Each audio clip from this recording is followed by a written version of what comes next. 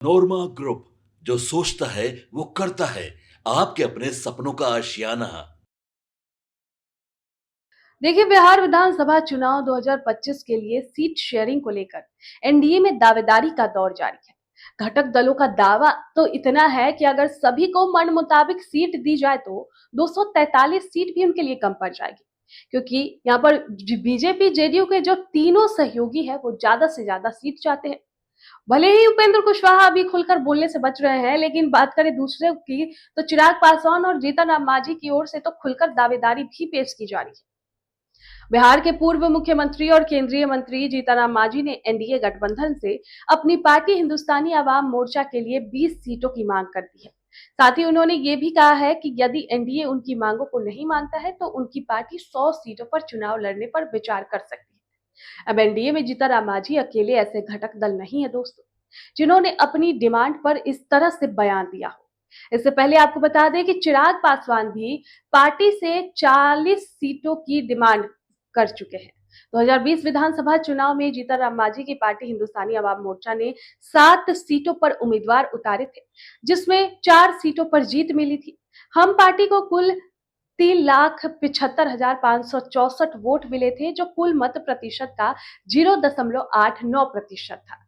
हालांकि जीतन राम मांझी ने एक दिन पहले अपने दल के लिए डिमांड रखी और दूसरे ही दिन उनके बेटे और बिहार सरकार में मंत्री संतोष सुमन ने स्पष्ट कर दिया कि वे एनडीए की विचारधारा के साथ हैं। संतोष ही हम पार्टी के राष्ट्रीय अध्यक्ष हैं। ऐसे में उन्होंने स्पष्ट कर दिया कि हमारे पास एनडीए के अलावे दूसरा कोई विकल्प नहीं है। हम प्रमुख से यहाँ तक कह दिया कि उन्हें कम सीटों पर भी एनडीए के साथ मिलकर चुनाव लड़ने में संकोच नहीं है। चिराग पासवान की पार्टी एलजेपीआर भी ये दावा पेश कर रही है। आपको बता दें कि सोमवार को जब प्रधानमंत्री नरेंद्र मोदी का पूर्णिया दौरा था, उनके कार्यकर्ताओं की तरफ से पटना की सड़कों पर पोस्टर लगाया गया कि चिराग पासवान को मुख्यमंत्री का उम्मीदवार बनाया जाए।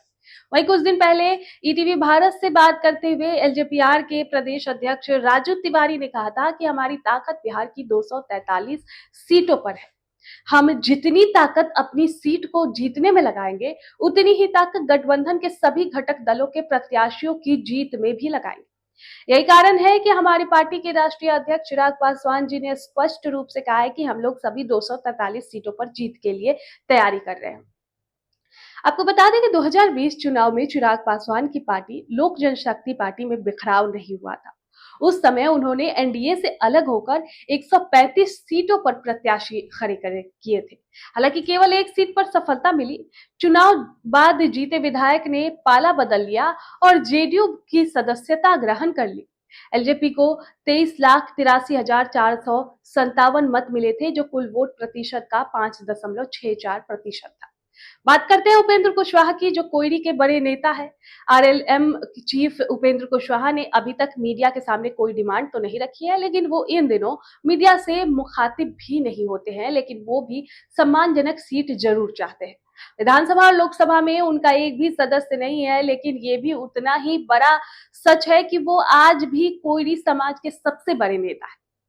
पूरे बिहार में उनका प्रभाव है। 2020 में इन सब का कैसा प्रदर्शन रहा वो जानते हैं। 2020 चुनाव में उपेंद्र कुशवाहा ने बहुजन समाज पार्टी और एआईएमआईएम के साथ मिलकर महालोकतांत्रिक सेक्युलर मोर्चा के तहत चुनाव लड़ा था। उस समय उनकी पार्टी का नाम राष्ट्रीय लोक समता पार्टी था। 104 सीटों पर उम्मीदवार थे, लेकिन सभी सीटों पर हार का सामना करना पड़ा था।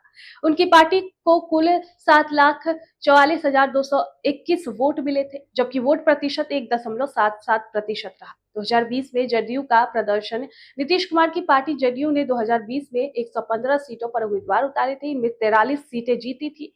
जदयू को 64,84,414 वोट मिले, जो कुल प्रतिशत 15.39 था। हालांकि 2015 की तुलना में पार्टी को काफी नुकसान हुआ और विधानसभा में तीसरे नंबर की पार्टी बनकर रह गई। अब बीजेपी के प्रदर्शन, भारतीय जनता पार्टी ने सीट शेयरिंग के तहत 110 सीटों पर कैंडिडेट खड़े किए थे। 74 सीटों पर उनकी जीत हुई। पार्टी को 82,01,408 वोट मिले। यहाँ पर पार्टी को 82,01,408 वोट मिले थे, जो कुल मत प्रतिशत का 19.46% था। उस चुनाव में बीजेपी को फायदा हुआ और विधानसभा में दूसरे नंबर की पार्टी बन गई। हालांकि 2024 उपचुनाव के बाद उनके विधायकों की संख्या बढ़ गई। वरिष्ठ पत्रकार कुमार राघवेंद्र कहते हैं कि जो मीडिया में बातें आ रही है वो सच्चाई से बिल्कुल परे है। यदि डिमांड की बात की जाए तो 243 से ज्यादा सीट बढ़ानी पड़ेगी, क्योंकि सबको 243 सीटों में खुश नहीं किया जा सकता। हालांकि वे मानते हैं कि चाहे कोई भी घटक दल कितनी भी दावेदारी कर ले, लेकिन उनके लिए एनडीए की बेहतर विकल्प है।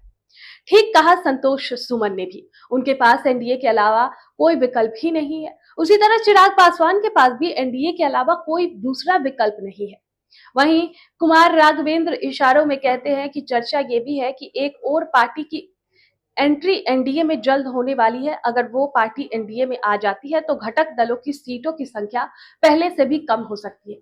ये नया दल कौन होगा, इस बारे में वो खुलकर तो कुछ भी नहीं बताते हैं, लेकिन माना जा रहा है कि मुकेश सहनी 2020 की तरह एक बार फिर से एनडीए में आ सकते हैं।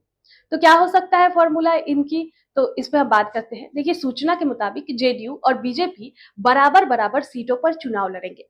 ऐसे में ये सीटें 100-100 भी हो सकती है और उससे कम भी हो सकती है। इस बड़े घटक से सीटों के बंटवारे के बाद ही हम एलजेपीआर और आरएलएम का नंबर आता है। माना जा रहा है कि चिराग को 20 से 25, जीतनराम मांझी और उपेंद्र कुशवाहा को 10-10 सीटें दी जा सकती। आपके सपनों को हमने सजाया है, ई होम्स पैनोरामा को हमने बनाया है। ई होम्स मेरा एक सपना था जिसपे मैं पिछले 4 साल से काम कर रहा था। हमने जो बनाया है वो सबने है माना। ई होम्स पैनोरामा में हो आपका भी आशियाना। और फाइनली हमने 2021 में इस प्रोजेक्ट को लॉन्च किया। बहुत लोग अप्रिशिएट कर रहे हैं कि पूर्णिया जैसे शहर में, बिहार के, एक तो बिहार की बात करें उसमें भी पूर्णिया जैसे छोटे जगह में इस तरह का लाइफस्टाइल देना, ये सुन के हम लोगों को बहुत अच्छा लगता है। ई होम्स में हमने कुछ और भी किया है, जैसे हम जिस जगह में रह रहे हैं हमारे फैमिली सिक्योर हो, उनको सिक्योरिटी का ध्यान में रखा है। आपकी सुविधा और सुरक्षा आपके लिए खास है, ये आपका विश्वास है। इसमें आर्टिफिशियल इंटेलिजेंस का 7 लेयर सिक्योरिटी का हमने इस्तेमाल किया है। लस ग्रीन कैंपस को बनाया है। यदि हमारा बाउंड्री वाल है तो वो वर्टिकल गार्डन है। ये जितनी भी फैसिलिटी होता है एक इंटरनेशनल टाउनशिप में, ई होम्स है, ये हम लोग विश्वास नहीं कर पा रहे हैं। जो भी हमारे मित्र, दोस्त या जो भी हमारे बाहर के बाहर आते हैं तो हम लोगों को बहुत अच्छा सुनने को मिलता है और बहुत अच्छा क्रेडिट मिल रहा है। वो सारा हमने सिर्फ एक बिल्डिंग नहीं बनाया, हमें एक बहुत अच्छा लाइफस्टाइल दिया ई होम्स में, और मेरा एक सपना था जिसको मैं आज फुलफिल होते हुए देख पा रहा हूँ। ये आपका आवास है। ई होम्स पैनोरामा में अब आपका निवास है। E Homes Panorama, luxurious lifestyle redefined. Panorama Group, जो सोचता है वो करता है। अगर ये वीडियो पसंद आई और वह बिहार के राजनीति और बिहारियत से सरोकार रखेनी तो सब्सक्राइब बटन दबा के चैनल के सब्सक्राइब कर ली। ओजे एगो घंटी बा, ओकरा बटन दबा देला से कुल सटीक और मारक खबर रुआ मुफ्त में मिल जाई। अगर रुआ पत्रकारिता के हमनी के नया प्रयोग में सहयोग कर चाहतानी तो ज्वाइन बटन दबा दी। पेटीएम नंबर नोट कर ली 9386816700।